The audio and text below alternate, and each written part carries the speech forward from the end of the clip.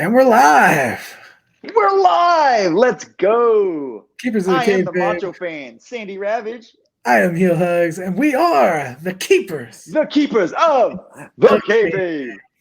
Whether it's We real gotta or work better fake, on that. we keep the kayfabe. We always keep the kayfabe. That's what we do, or at least we try to. At least the third week, episode 3. Let's go. I'm so excited. too. We're talking about cinematic matches today. We've seen so many cinematic matches in the last year.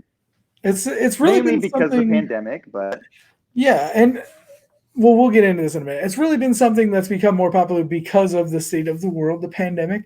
But it is something that isn't brand new. It's just something that's kind of being featured more, and people are talking about it more. So now it's more of a thing, as opposed to in the past, it was just like, oh, this is a cool thing that they're doing. It seems like it's going to be something that's much more used or leaned upon in major pay-per-views, or at least major storylines. Major storylines for sure, because it is a major builder. And that's the one thing we're seeing right now is it can be the headliner of a pay-per-view. It doesn't mean it's the end of the feud, which is kind of what I'm enjoying about these cinematic matches. Exactly. Well, that was going to be my first question to you is, do you enjoy cinematic matches? So since you say you do enjoy them, why do you enjoy cinematic matches? I will hesitate on the enjoyment part of them because I never expect a true ending every time I see a cinematic match. Okay. Because the whole point we watch wrestling is for the live aspect of it, seeing the crowd reaction, hearing the response, and then it's like a play every night. And we've kind of talked about this on our very first episode. It's just the way it revolves around all aspects of the two performers in the ring, the referee, and then making it to a point where you're telling the story at the point where the story needs to end. The crowd is understanding on that. And so the way with cinematic matches, it's going to be something that we've kind of more, at least our generation is more used to because we have Netflix and Hulu. We're not used to sitting through live stuff anymore. We want to be able to fast forward, see the cuts and goes. We don't want to see the botches, the mess ups. And so I feel like that is the main issue that older generation wrestling fans have with cinematic matches than newer fans have with them. I absolutely get that. I'm hesitant to say that because there are matches that I don't necessarily consider cinematic, and this is why I want to get into gimmicked matches versus cinematic matches. I love cinematic matches for what they are. I too go into them not thinking necessarily that we're going to get a specific finish, but I would like one. My biggest thing that I don't like about cinematic matches, though, is the fact that I believe the way that WWE specifically has used them, they're not new fan friendly. So when you think of something like the Firefly Funhouse match, unless you really have an attachment to the history of wrestling, like a lot of fans nowadays, if they're brand new, they may not even know what the NWO is, which is weird for me as a lifelong wrestling fan to think of. But if you're looking at it from perspective as a new fan, my wife watched that match. She was completely lost. She hated it. She watched the Boneyard match, and she thought it was the greatest match she'd ever seen. And it's the same thing, too, because younger generation, they don't know younger Cena. And so, like, that is one of those ones where, especially for the Firefly Funhouse match, you have to watch that match, and then you have to go back into the realm of John Cena and figure out why. Because John Cena had a lot of say in that match, and so that was more of a storyline for him, which is another reason why I like these matches so much, is because you're able to tell, like, this story that you couldn't tell in a ring. And then again, like what you're saying, the problem with it is you're not going to get a specific finish, and you know it isn't necessarily real in that sense. Like if you're seeing two people fight in a ring and punch each other, you have a sense that it's real. See, and this is exactly where I want to jump into gimmicked matches versus cinematic matches, because that's not always the case in regular or non-theatrical matches where it is an actual like physical altercation that's not shot like a movie. When you think of things like a Boiler Room Brawl, okay, this was like old school feud between Undertaker and Mankind.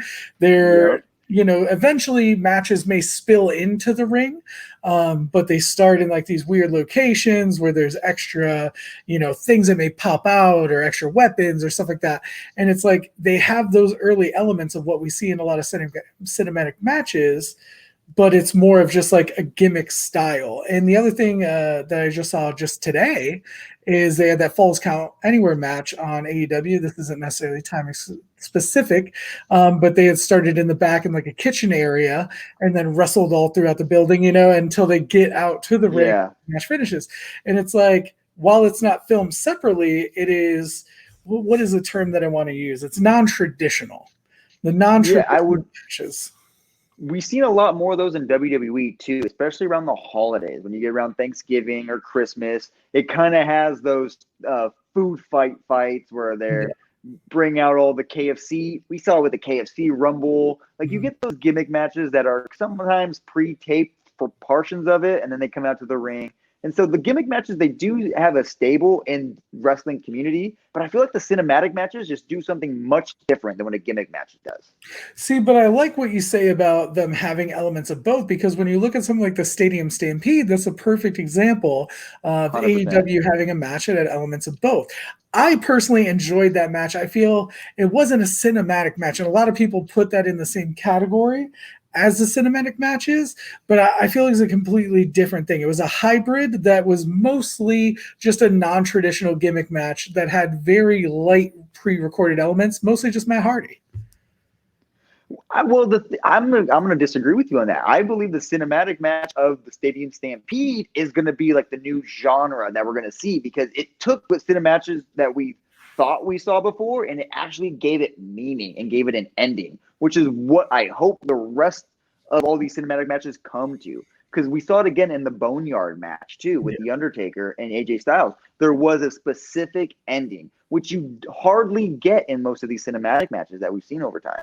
But the Stadium Stampede, it was all pre-recorded. And we all saw those cut scenes in the bars and all throughout the whole stadium that I cannot say it's not a cinematic match. See, and that's the thing. Like I understand pre-recorded, of course, has to be part of cinematic, but does pre-recorded necessarily mean that it is then a cinematic match?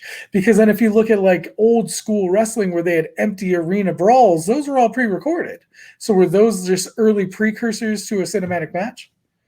I 100% agree. And I feel like it really took its peak in 1999 when The Rock and Mick Foley, Mankind, went in the back, what was it called? The halftime heat on Super Bowl 33, where that was the real true first cinematic match. And I can see what you're talking about with what makes a cinematic match from like we saw with the Boneyard match, then the Stadium Stampede, because what we saw in the halftime heat match was when The Rock got pinned by Mankind. When Mick Foley, because the ending of the match, they're fighting all through the empty stadium. Mick Foley gets a forklift, gets a pallet, lays the pallet down over The Rock and pins The Rock because The Rock just is stuck underneath a forklift. But when the forklift is moving down, you see a cutaway of The Rock reacting to it, which is not what we would see in something like a Stadium Stampede match. They want to get the actual reaction to it. But the reason I go back to the Stadium Stampede being a cinematic match is I feel like they knew those elements were coming, and they could, if it didn't work, they could stop, set up, and let's reshoot that again. And so that's the only thing where I'm kind of like torn between these two. But the Stadium Stampede was more of a hybrid, but it's the hybrid that we want to see cinematic matches take. I do agree with that 100%. I thought it was one of the most entertaining matches that I've seen this year. I think the thing that I'm getting hung up on is mostly semantics. When I think of the cinematic matches, I'm thinking very theatrical. I'm thinking the Firefly Funhouse, where it seemed more like a movie than a match. It didn't have a ring. I think a ring is a big component to this. It didn't really have wrestling moves. Like people weren't actually competing. When you look at like the Swamp match recently, it felt that same type of way. Whereas the Boneyard match, while it was like way over the top, that's another thing. I feel like cinematic, I think like over the top, like crazy stuff is happening. Not necessarily like someone riding out on a horse, but like supernatural things or magical or stuff like that. You know what I mean? Like with the Undertaker bringing down lightning and buildings blowing up. I see that as like theatrical cinematic. And I like what they did with Stadium Stampede, what they did with the corporate Money in the Bank, where there's a ring where they did Velveteen and Adam Cole.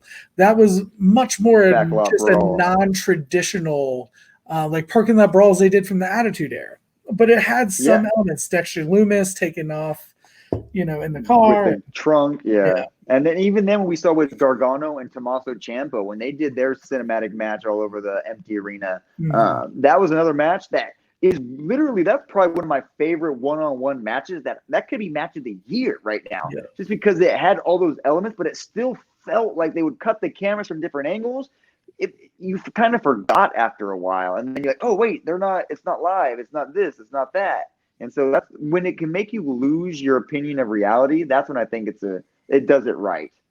So here's where I segue into my next question, as far as saying pre-recorded is essentially a big part of the cinematic matches. With there not being audiences, with there being pre-taped shows, with there being incidents like Nia Jax injuring Kairi Sane and an entire match being reset, things like that, are all these shows then considered somewhat cinematic? Because we hear about these moments where they're resetting the matches, they're changing stuff on the fly, they're doing reshoots, or we even had moments where when the cameras weren't rolling for the commercials early on in the pandemic, where people just stopped wrestling during commercials.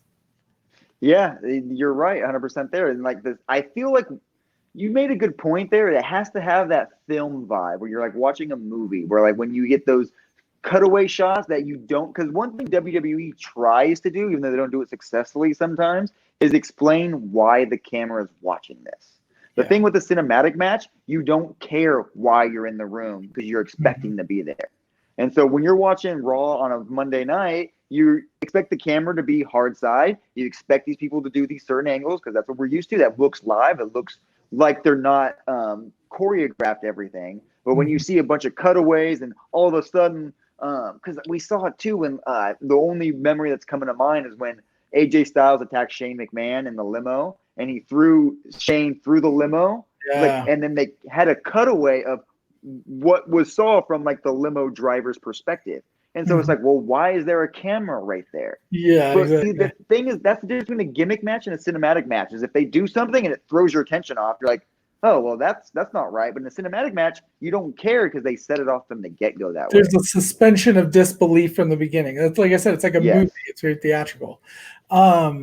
Now, when I also look at matches that are just kind of beyond belief, I think of things like the Inferno match. I don't know if you remember that, where like the ring is on fire. You know what I mean? It's not like they're in a cage. It's not like this isn't something that was reshot. This isn't something that, really had a chance to have failures, because failure means you're on fire. But I look at these type of gimmick matches and I'm like, these had these elements of just larger than life. Like it was a very cool thing, but it was also a very realistic. It was a traditional wrestling match that was still happening right there in the middle of the ring in front of the audience. It just had this extra element of danger and surprise, more so than like thumbtacks and barbed wire.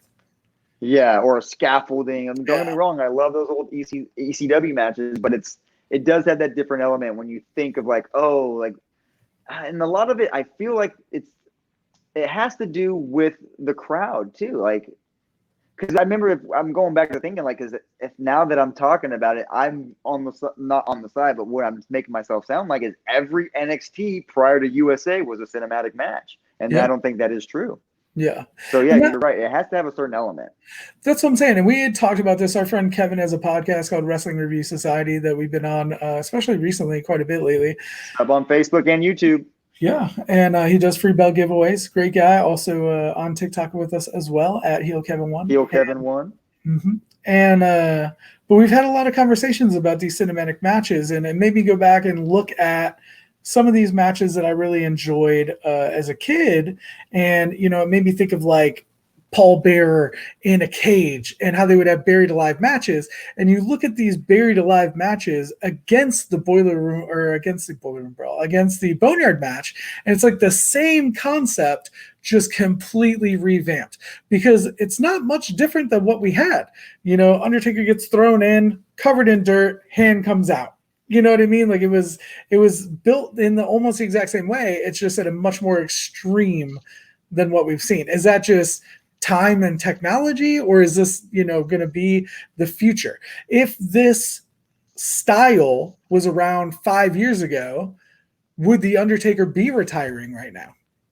I have the I have the perfect example for that for you, because we were talking about right now the buried alive match. We just saw one of these previous weekends at Extreme Rules. The eye for an eye match would be, if there was a crowd there, it would be equivalent to those buried alive matches or the open or the casket matches.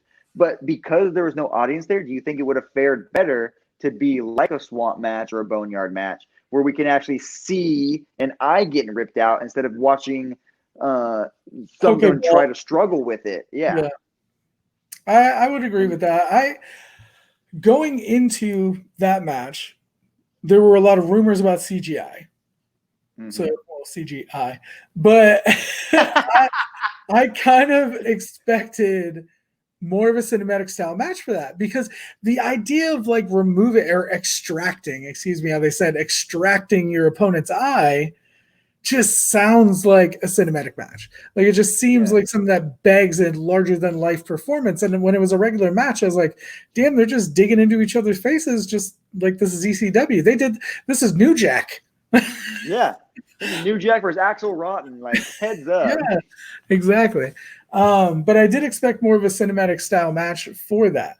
Going into like the swamp match where you were talking about not having a cohesive finish, I guess, are you more of a fan of the idea of does it require a ring? Because I know I talked about these other ones. Do you feel like it should always require a ring in these cinematic matches so you feel like you have a decisive finish? It's hard to declare the swamp match.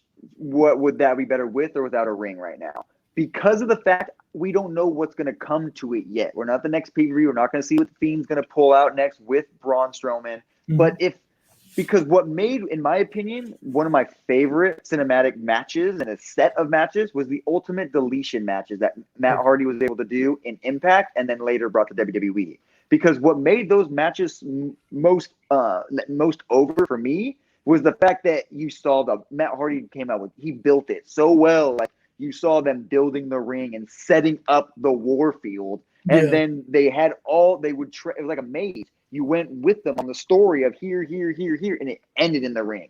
So if you want to have a decisive finish, there has to be a ring, in my opinion. If you want to build a storyline, like how they've been doing with the Fiend and John Cena, just building up the Fiend's way that he can manipulate people, I don't necessarily know if that needs a ring, unless because all of them have been non-title matches or like non-matches that don't mean anything. And so it's just like, it's fun to watch. If it's going to just be fun to watch, I don't need a ring. I liked a lot of the old school, like, hardcore matches or even the 24/7 title matches, things like that. You look at like the Backlot Brawl from WrestleMania 12. You look at a lot of like the old school, just parking lot brawls, like bar fights at Tim White's bar. They got into a fight at the grocery store. I like that. And I feel like it's okay to have an element of no ring if you make it clear going into it there is no ring, this is how the match is won, and then it specifically shows the match being won. You know what I mean? Like, they go down. My favorite form of all of the cinematic matches, even almost more so than Stadium Stampede, if you're looking at it as a cinematic match, was the Corporate Money in the Bank, because it had those elements of pre-recorded Vince's office, Daniel Bryan, AJ Styles fighting, but it ended in a ring, traditional style Money in the Bank, even though there was a shaky ending, of course, that didn't end the way that everybody thought it would. So it ended in the ring in the traditional way of climb the ladder, grab the briefcase.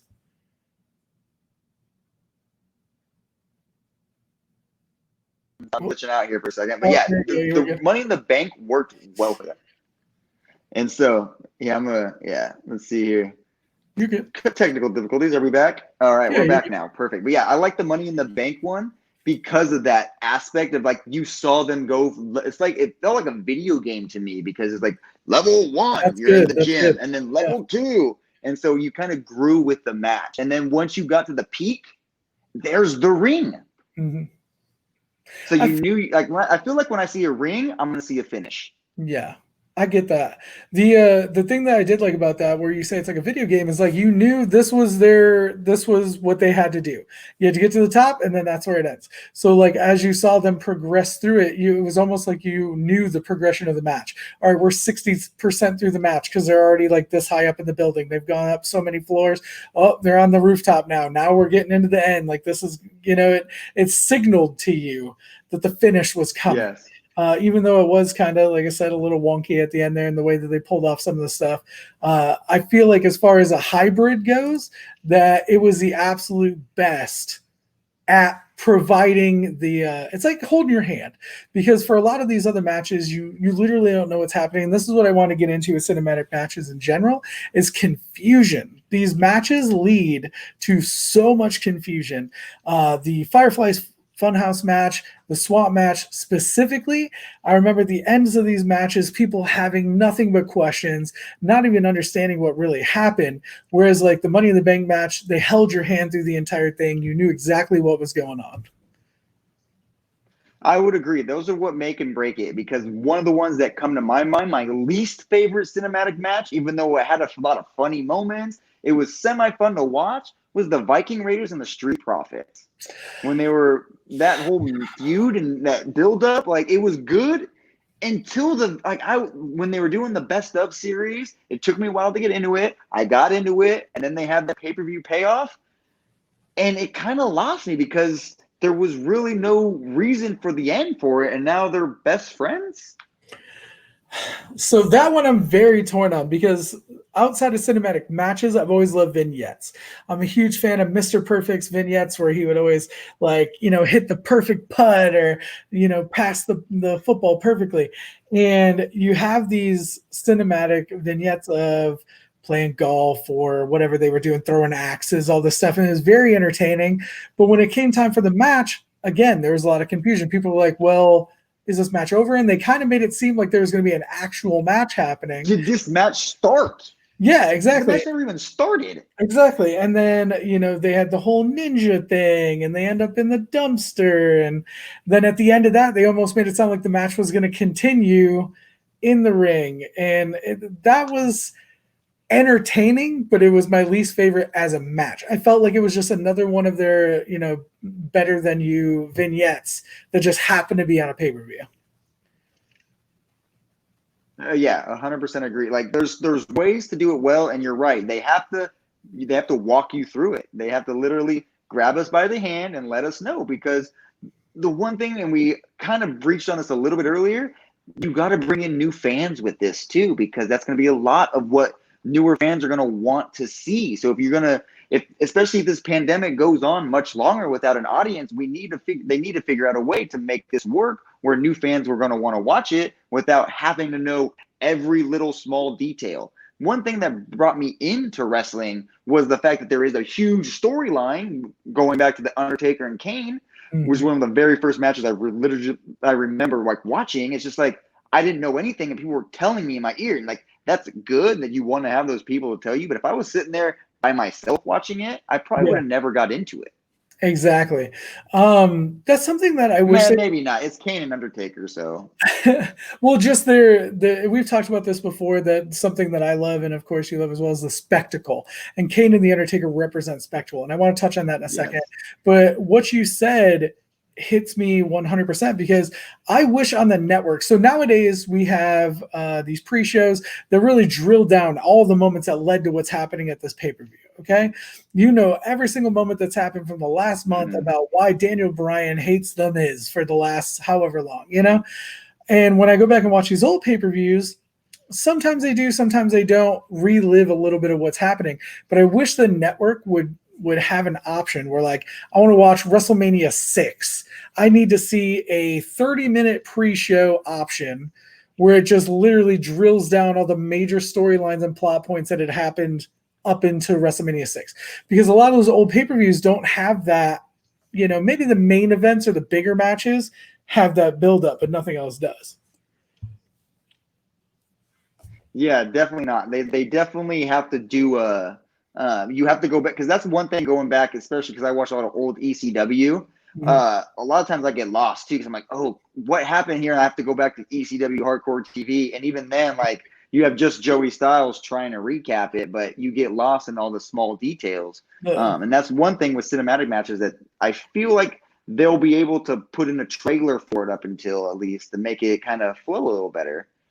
Well, one thing that I want to touch on with the cinematic matches is I feel like it suits. We've mentioned a lot of certain names. Okay, you mentioned Kane. You're gonna hate me, Hugs. I cannot hear you right now. Oh, you're fine. Okay. So we have mentioned a lot of certain names. We mentioned The Undertaker. We mentioned Kane. We've mentioned Bray Wyatt. When you're talking about these characters, they're more of a supernatural character. You're looking at characters that sometimes may need explanation, and they aren't necessarily, if to a new viewer, you're not going to understand the supernatural effect of Kane or The Undertaker or Bray Wyatt. Why does he have the mask on? Like end of Extreme Rules. Why is the water bubbling and all this? Like you don't get it. But in these cinematic matches, you look at it like a horror movie. And I feel like they favor these supernatural horror characters. The Undertaker, with his age, he still looked like such a badass. And it comes off more believable when he like summons lightning or the fronts of the building blow up.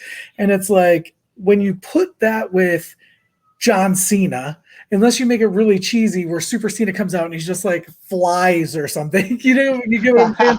Like, you don't get that same effect in the cinematic matches than characters that are supernatural that can do these crazy things. So that's why I'm like, I look at the matches like, was it Bray Wyatt versus Randy Orton where like the roaches were in the ring? They like did the spotlight down. Yes. Yeah. Like that was so cheesy. Put that in a cinematic match where like they just had a ring and a dark room and there's literal roaches in the ring.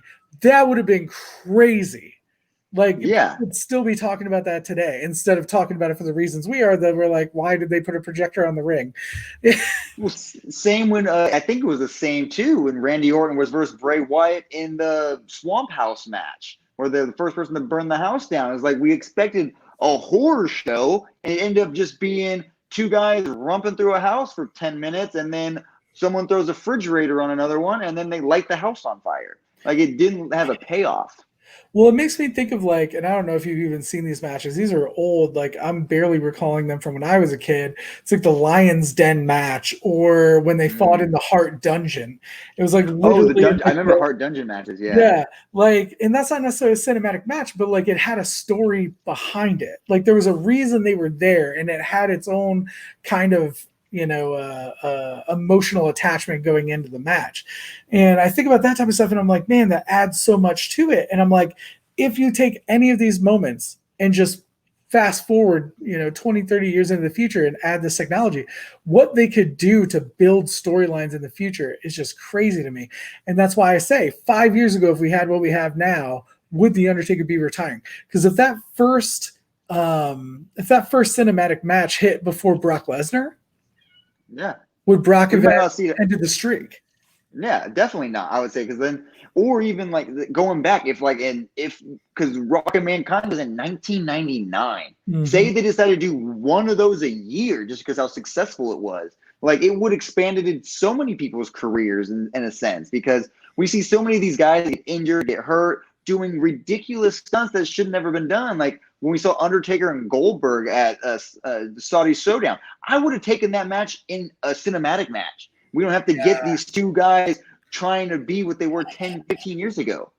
Dude, you just said that and I got like, could you imagine Goldberg in a cinematic if they just made him like action hero Goldberg, just busting out of the room, not concussing himself, hitting his own head on the door, and just like smoke billowing out and him like a bull just walking out.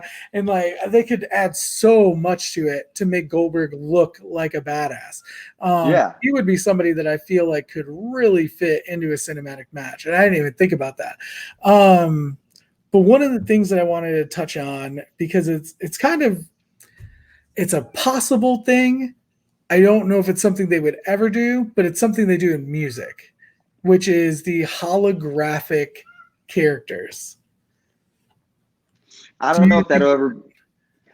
I mean, I can see how it could work because there are those Invisible Man matches, which is very popular in the indie circuit right now, where it's just one person not pretending, but they go against the Invisible Man and they take their own bumps, they do their own movesets, and they go against each other in all kinds of different aspects. And some of them can tell them in a very believable storyline. The problem with the hologram is it all would have it would just be too hard to make it look realistic, in my opinion. Mm-hmm. We're not that far away from that technology, but right now I don't think we have it. But I'm saying, so looking at it through the lens of 1996 was like the buried alive matches, and now we have the boneyard match. Mm-hmm. From that, so that was what, 24 years ago or something like that. So 24 years from now, are we going to have Eddie Guerrero versus Brian Pillman? I don't want to think about it, but I don't know. I don't know if that's going to be disrespectful or not disrespectful, because I don't know, but I'm just thinking of, like, where other entertainment goes, wrestling sometimes follows. Wrestling is a trendsetter sometimes, but a lot of other times they pull from outside media. And you have Tupac concerts, you have Michael Jackson concerts, and those are very, like, beginner level when they got into the holograms and stuff. So I'm thinking, like, the technology that we went from to what we have now to where my kids will be watching wrestling one day, having their podcast, hopefully. My only problem with doing the hologram matches is then what's the point of having current wrestlers? Cinematic matches, what's the point? They could honestly put on, Hogan and Flair could put on a 6-star match right now if it's a cinematic match. If they could take 20-minute breaks in between shooting. And not have to take a true bump. Yeah, that's what I'm saying. Like, they could absolutely 100% do that. Yeah, I agree. Like, in a sense where the problem I have with the cinematic matches is it gives that element of what can we do to top it? And like you're saying, like, the only way to top it is more technology, which the whole point that makes wrestling so great right now is that it's real life. It happens right in front of your eyes live. And so I don't want to lose that aspect. I'd rather just bring in these cinematic matches 10%, 20% of the time, sometimes. We don't need it all the time. We don't need it on every pay-per-view, but we do like to see it because it's a change of pace. It is. And I like the idea of saying, you said 10%, right? 10, 20% most. 10%. Would you mind if there was one per pay-per-view? Or if do you they think mix it in and put some of them on the pre-show? If they could be on if it was like, if they put one on the pre-show, well, I'm saying, like, I don't want, like, if it is WrestleMania. What cinematic would, I'm just like, the reason that took me back is what kind of match would they put on a pre-show that would be cinematic? Like, I'm just like, R-Truth in like a gauntlet match for the 24/7 title in like escape room, where like R-Truth goes to an escape room and then gets locked in there with the referee, and now like everybody's trying to get him, something like that. I would love to see that on the pre-show. I wouldn't want to see that on the main show. I could almost see network, like, spin-offs, like network shows. Ooh. Yeah, that would be a good one too. That are just a TV show now, because, like, I look at Truth and Akira Tozawa and like the ninja thing, and I'm like, man, they could have like a weekly episodic, like 10-15 minute show, and I'd watch that. Yeah. I think even if it never had like a true conclusion every week, just keep dragging you on like a comic book series. I would love that too. But also alongside that, like, I'm not disagreeing, I'm agreeing 100%, but I'm almost lumping R-Truth in with supernatural characters, because he is a suspense of disbelief character. Maybe that's a better way to say it, because R-Truth is the type of guy that's not like a regular performer. Like, his matches tend to have a comedy aspect or a larger than life aspect. So I feel like a cinematic match kind of fits towards that, because he's already kind of more of an entertainer character. Santino would have been great for another one that would be great for a cinematic match.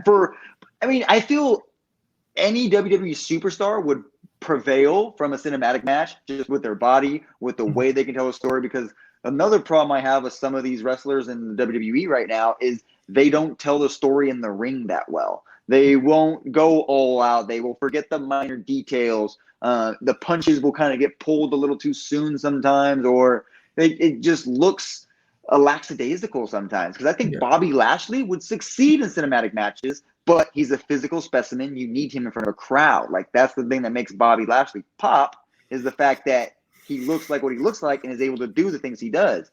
But personality-wise, he doesn't have that charisma element that The Rock had, or that like someone like AJ Styles even has.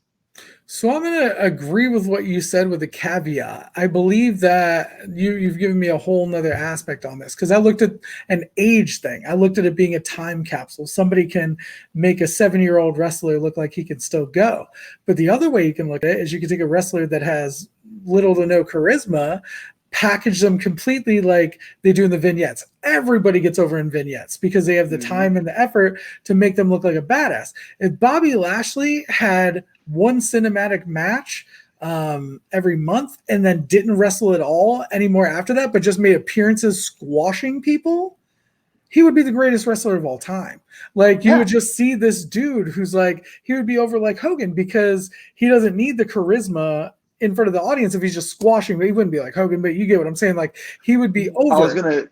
When you say Hogan though, that brings up a good point because a lot of the times when Hogan was wrestling, it was pre-taped in the sense. So like Hogan would do the match, go to another territory. By the time it got to the West Coast, they were seeing the match from 3 months ago, and then they see him live 2 months later. They're like, oh my God, it's the coolest thing ever, even though he's literally doing the same exact thing. It's just you didn't get to see it every night. You saw it once. But I'm thinking like Brock. Like if Brock was, and same thing as when you said Goldberg. Like if you see these physical specimens, like I'm imagining the biggest spectacle character I can, which is Andre. Andre in a cinematic match, like just imagine him just like crushing skulls, you know what I mean, or something like that, like just something insane. And then he really wouldn't even have to do anything on TV or appearances other than just be huge. You know what I mean? So like we already saw this crazy stuff he can do, and wow, now we just see him in person. But I could see that as a new way of them pushing people instead of just doing vignettes for releases or like hype video packages. Do like on just Raw. Just do like a match that's more in a cinematic style to just put over these characters, and not just new characters, but established characters. Yeah, I feel like it could, especially when they bring back this talent that's especially been gone away for a while. It's a quick, easy way to build them up. However, I just don't want them to overdo it. You can't do it for everybody, and you have to pick and choose. And the problem is, it would work for almost everybody. Well, it makes me think of Joey Janela and Sonny Kiss, how they do their vignettes where they're like at out the gas station, and they just beating people up, and I'm like, that put them over to me, even without them having necessarily a match. And instead of just watching like back in the day Ryback or Braun or whoever they bring in, Lars Sullivan, to just come in and destroy 3 local nobodies in front of the audience, I'm like, man, imagine if they took that 10 minutes and made a video package of that same type of match, but just in a much more grandiose way. I mean, breaking the kayfabe on it, I'm sure like it costs so much money to kind of make those, and it's like, especially like where people like doing those squash matches, you can just hire enhancement talent to come in for a night and then put them over. But you would just save so many people's bodies and bums if we could do a more cinematic. I'm not gonna lie though, seeing something live, or like at least not even being there live, but knowing it is live in front of 10, 20, 30, 50, 70,000 people, it does have that different element I just don't want to lose. But right now we don't have it at all, so might as well just go gung-ho. That's what I'm saying. And I don't know if we talked about this on Kevin's podcast or on our first episode of the podcast, but we're talking about how they need to just embrace the non-traditional. You don't have audiences right now, even if it's not cinematic, just have more free reign over what you're doing. Like the karaoke contest, have it at a bar, have it not in the ring. You know what I mean? So even if it's not necessarily cinematic, embrace other aspects than being in the ring with a microphone, because there's nobody there to see it other than people that you paid to sit there to see it. Yeah. And I 100% agree with that. It's just like, this is the time to test things out, and you're spending 3 to 4 days filming anyways. Might as like, I don't understand, like, well, we don't want to waste tape, and script changes every week. So that's the only other hard part. If you could pick a cinematic match to see, who do you think would put on a great cinematic match in WWE? For WWE? Good cinematic match. Well, it's got to be, like we were talking about, it's got to be someone who can't put the work in now, because if you're going to want to see someone match, you want to see him live. So if it's going to have to be somebody, I'm going to have to go with someone probably like Brock Lesnar or Bobby Lashley, or even like we said, Goldberg. But I feel like Goldberg is even like kind of too old to make it look super realistic. But even then, like, I would love to see like one of those 3 guys go on against someone like an AJ Styles. The thing is, AJ Styles is such a good worker, so he just had the Boneyard match, and that's what popped into mind. Maybe Randy Orton too. Someone who But then again, those are because they're both older, so it's like you don't want to see a lot of people taking bumps. Samoa Joe would be another good one, who's like someone who's always injured, and you don't want them to get more injured, but you want to give them the push. I feel like Big Show. Big Show would be great because he is marred by injury. He is older, but he has that spectacular nature about him. He's got a Netflix show too, so like he's used to being pre-filmed and sitting on set. I feel like that'd be really cool. And I do love what they're doing with Bray. I like the evolution of what they had for Bray, so I would like to continue to see that. Except, I mean, you're going to have to just embrace the fact that when you see a Bray match, it's confusing.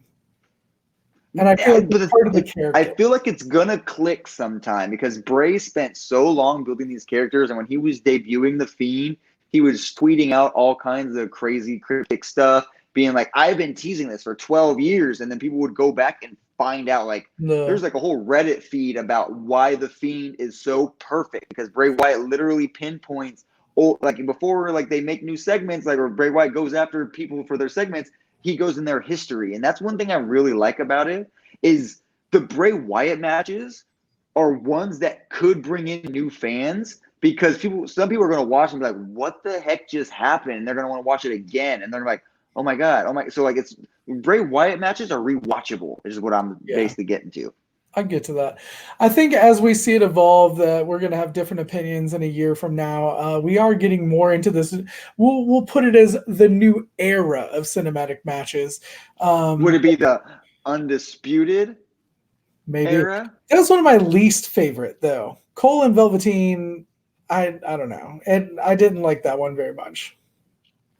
That was one of the ones I enjoyed, but that was kind of the first early stages, like going off where you're like, okay, we're seeing a lot of the Bray Wyatt matches. It was before the Money in the Bank one, correct? I think it was like the week before, a couple weeks before, and so it gave you that element of like, oh, they're fighting in a ring, and then like when they brought in Velveteen in the Lambo and Adam Cole in the truck, like the entrances were kind of new, and so it kind of gave us that new feel for it. But then again, it just became a normal match once it started. Yeah. Which is like, why is there all these camera cuts when we could have just had a normal match? I did like the Velveteen as Negan thing. That was pretty cool. Yeah. I do enjoy and I do feel like they need to find a way in this new era of wrestling to kind of spice up entrances because it's kind of the same old thing over and over again. You know what I mean? Like there's nothing that's been a massive change. And that was probably my favorite part of the whole thing. Adam sitting up on top of the truck and I thought that was super cool. That's probably my favorite part of the whole thing. And the Lambo was awesome. That bump into the windshield was awesome. We can't deny it. Cage did it better. Cage and Moxley did it better right after. Well, they did it live too. It's like I remember seeing that too. I was like, Cage and Moxley were watching and they saw it. And Moxley's like, I'm going through a window now. But I think we'll have a different opinion in a year. I think we'll have to see how they evolve, how they grow into this, like I said, new era of cinematic matches. I'm enjoying see how it's going. I've enjoyed talking to you about it for the last 40-something minutes here. I gotta ask one last thing though. Like, would you prefer gimmick matches or cinematic matches? I mean, I am going to always be excited about the gimmick matches I watched as a kid, but I feel like there's much more possibility in the future for cinematic matches, and I want to see more cinematic matches.